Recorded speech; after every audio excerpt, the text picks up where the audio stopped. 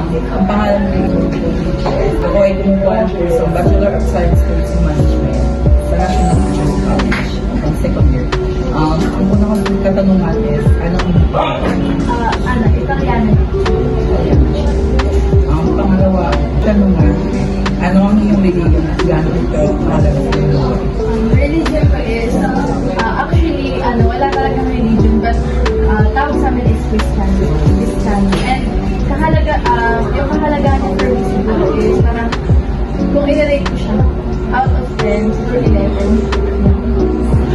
And ilang taong na kayo kaanin sa iyong religion at anong pagkakaiba? Pagkakaiba. Ilang taon is parang since birth, kasi family na rin. Pati yung buong family is Christian. And yung kaibahan din sa ibang religion is kami yung parang namumuhay talaga kami in a biblical way. And doon na kami bumabase sa lahat ng mga salita na binibigay namin or parang pinaprotect namin sa ibang tao. Lahat ba kayong sa pamilya niyo ay kabilang sa religion? Yes. And paano niyo sinasagawa yung panalangin o pagsasamba?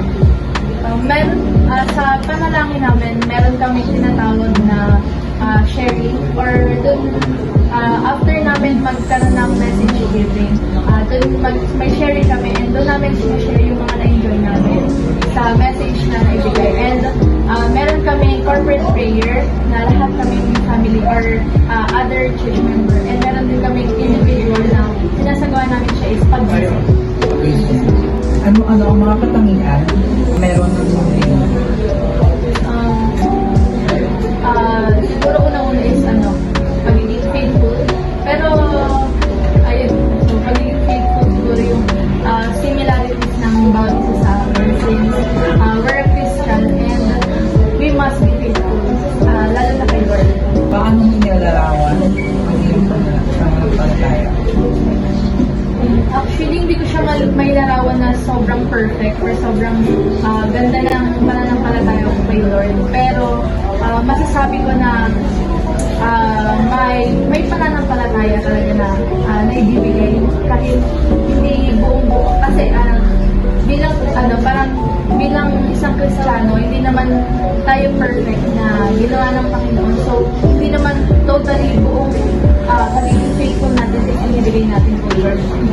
Aminin pa natin kung hindi. So, siguro yung yung pananampalataya ko sa kanya is na ibibigay ko siya sa way na pag-pray and pag-love sa kanya. Ikatlong katanungan, anong mga hamon ang iyong naranasan kaugnay sa iyong religion? Unang-una is yung mga nasasabi ng ibang tao. Siguro, parang sa iba kasi nakakapagtaka na walang religion yung isang tao, pero natatawag siyang Kristiyano. So, yun yung unang hamon sa amin bilang Kristiyano na wala naman totally na religion. Dapat mga katanungan, paano mo nakikita ang iyong relasyon sa iyong religion at sa iba pang religion? Parang wala naman pinagkaiba yung relationship ko sa mga ka-religion ko and sa ibang religion kasi walang pinagkaiba doon lang sa the way na paniniwala kasi lahat naman tayo is iba-iba tayo and unique tayo, so may iba-iba tayong paniniwala talaga. Sa iyong palagay, ano ang papel ng iyong religion mo? Ano ang mga pagkakaiba at pagkakatulad sa nakikita mo sa pamamagitan ng ibang religion? Sa religion ko, Yung siguro yung papel ng religion namin is same lang din sa other religion, which is ipakalat ng salita ng Panginoon. And yung pagkakaiba siguro from other religion, like what you said, Catholic, yung pagkakaiba is meron kayong mga santo. Yeah. So, yun yung pagkakaiba, yung unang pagkakaiba kasi sa religion namin is may isa lang kami talagang sinasamba, which is si Lord Jesus. And yung pagkakaparehas naman, yung siguro yung paniniwala and yung pagiging faithful. Huling katanungan, ang iyong pananaw sa mga tao sa ibang religion, paano mo sila tinatalagay?